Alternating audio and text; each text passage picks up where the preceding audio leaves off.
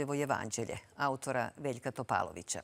Na izložbi se, kako autor ističe, može videti najvernija kopija Miroslavljevog jevanđelja.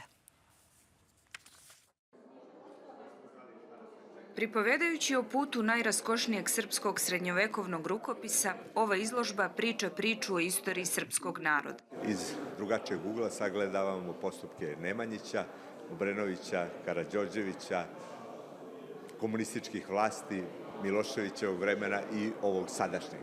I na neki način Miroslavljevo jevanđelje kritikuje te srpske vladare zato što ne postupaju časno prema njima. Pored neobične sudbine Miroslavljevog jevanđelja, posetioci imaju priliku da se upoznaju sa faksimilom u kome su autori verno reprodukovali oslikavanje na zlatu. Aleksandar Popović i ja smo napravili 200 štamparskih proba po celom svetu, dok smo konačno rešili taj problem. Tako da je ovo izdanje najbolje izdanje na svetu trenutno po pitanju štampe. Poradili su ga u vodećim evropskim nacionalnim bibliotekama.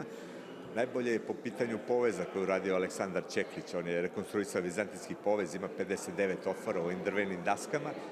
Izložba je koncipirana kružno i baš taj krug simbolično predstavlja i povratak Miroslavljevog jevanđelja na mesto gde danas izrasta prvi srpski muzej ćirilice. Iguman Račanski Platon Milojević, baš ovde kod tadašnje škole u Rači, preuzeo Miroslavljevo jevanđelje, sačuvao ga u tim najtežim godinama Drugog svjetskog rata.